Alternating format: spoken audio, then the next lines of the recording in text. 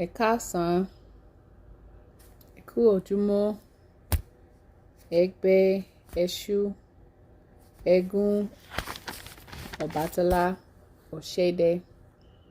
So send blessings to all of you. And today for this video, I want to talk about, this will be part one of a two-part video.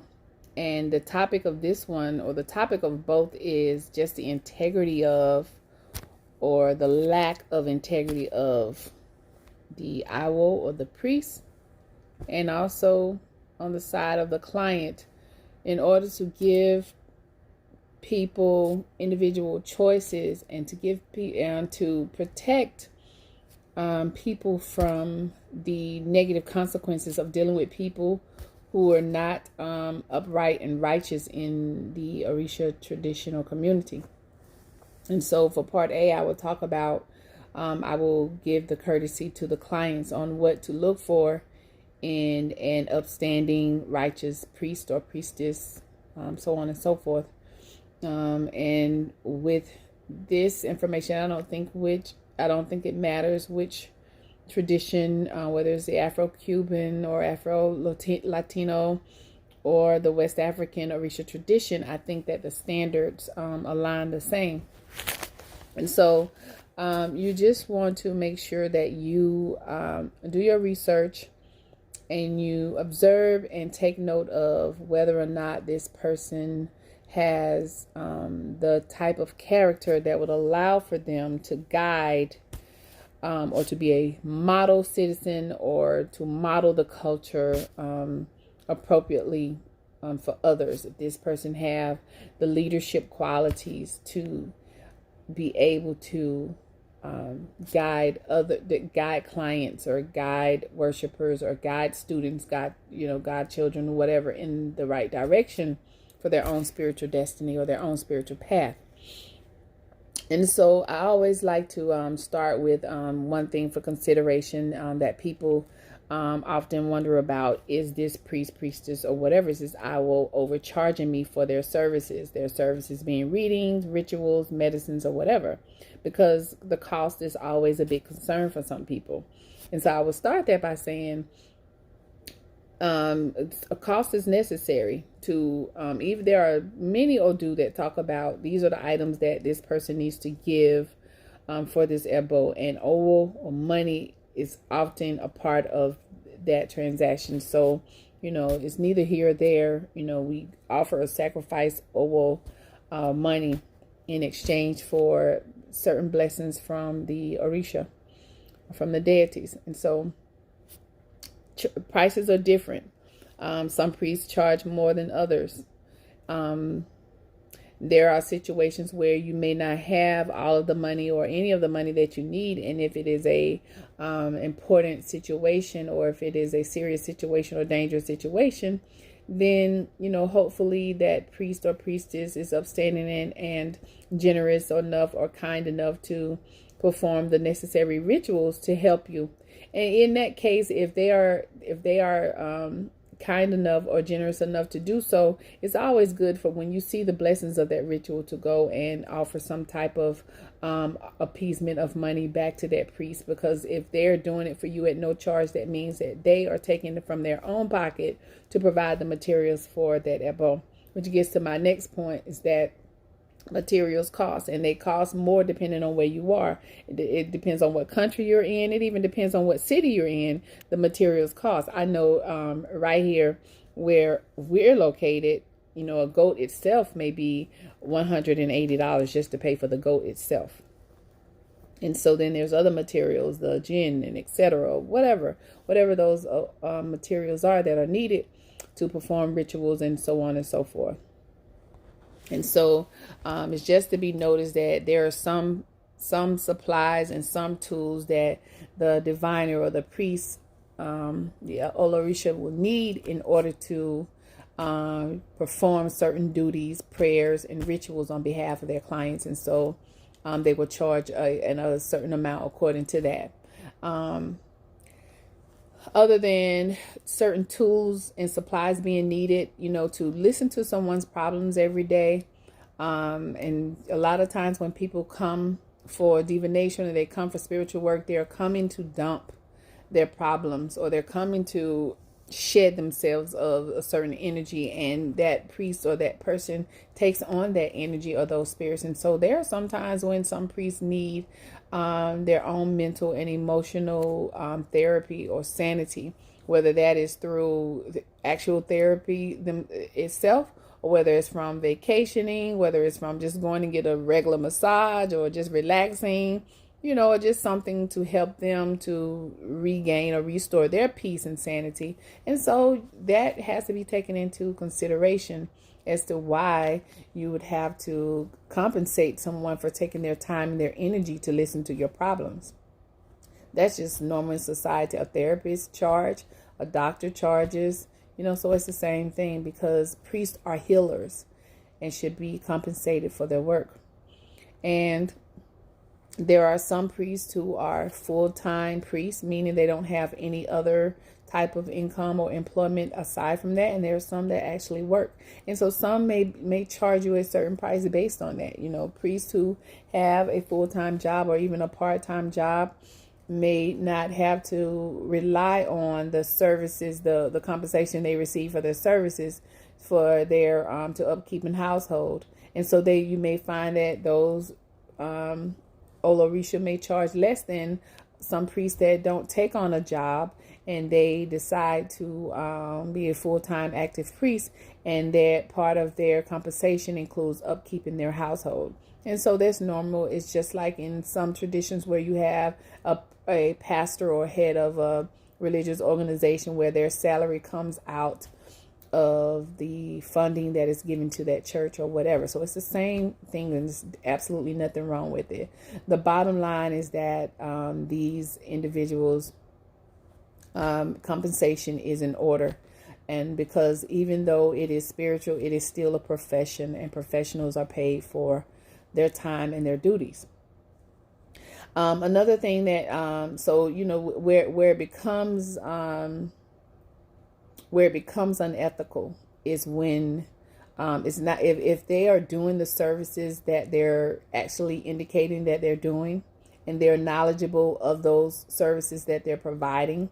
Saying, for example, if the priest is knowledgeable on how to perform divination, if the priest is knowledgeable on how to complete the ebo or the ritual, and they're charging you whatever amount they're charging you, and they're doing these things in good faith and with integrity, and doing them correctly based on the knowledge of their tradition, then it's not a problem. It becomes a problem when you're being scammed for your money, when you're being told that you're getting one service and you're not getting that service at all, or you're getting that service and it's not correct, or you're getting that service and it's not complete, or so on and so forth. That's when it becomes a problem, when it comes down to charging people for certain services. So you just want to make sure, which goes to my next point, is that the priest that you are dealing with is knowledgeable, and whatever tradition they are practicing, they need to have the knowledge base, the know-how to do certain rituals and divinations and perform certain duties within that tradition or that lineage.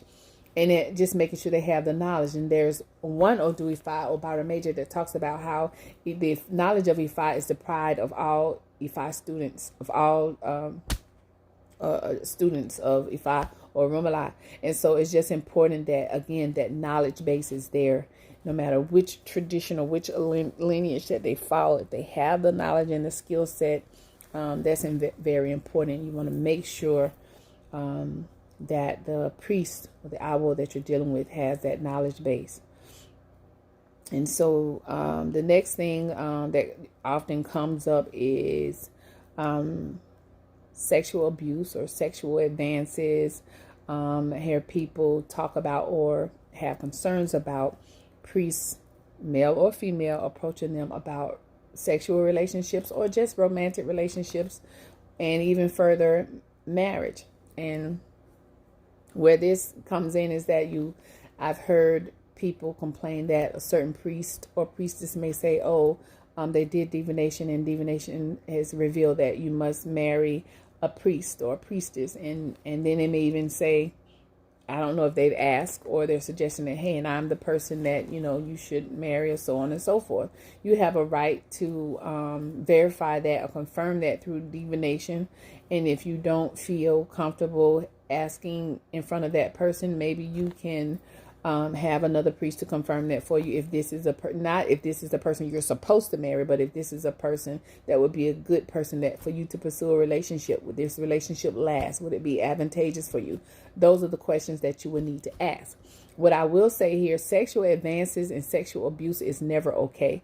And if you approach in that way, that is always a red flag. Anything sexual, any touching of the body that is inappropriate or unwanted or uninvited is inappropriate, especially during any type of spiritual work. If you're out to dinner, if you're at the restaurant, it's still inappropriate if it's an advance that you're not welcoming. But sex is something that should not be discussed or acted upon during spiritual work or on the mat at all. So that's a red flag in itself. But when it comes down to a priest or a priestess approaching you and saying that they are attracted to you and they have a liking for you, or they're interested in getting to know you and with the intention of starting some type of romantic relationship, or dating, or even further up to marriage, I will suggest that there's not a problem with that. It's nothing wrong with that, because we're human. And people meet their mates in different settings.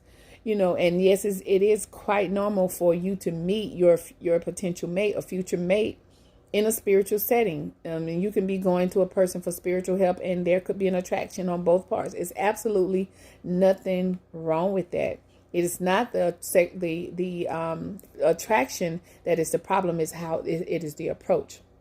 And so if this person reveals to you that they have a certain attraction to you and you're okay with that, then it's quite all right for you to explore furthering that relationship.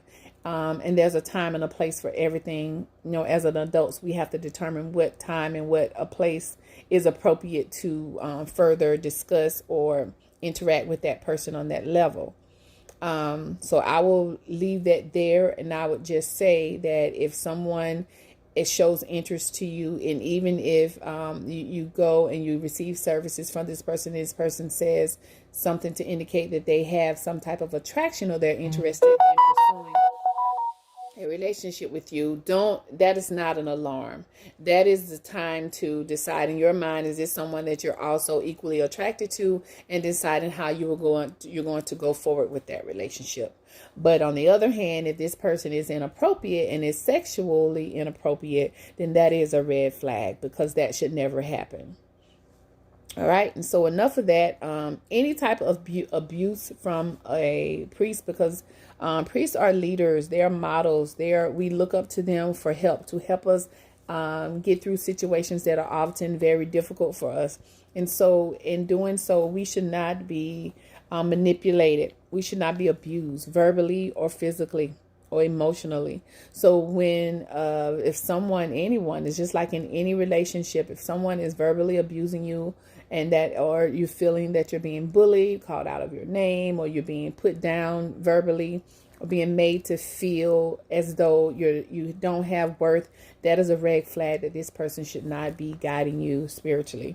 And of course, obviously, physical punishment is another thing that we don't tolerate. Anyone putting their hands on you in a manner to inflict pain or discomfort is definitely a red flag. And then the last thing I would talk about is another warning that you may want to take heed to, is any priest or priestess that is engaging in criminal acts themselves. Is something to be questioned about a priest who engages in selling narcotics or drugs or whatever.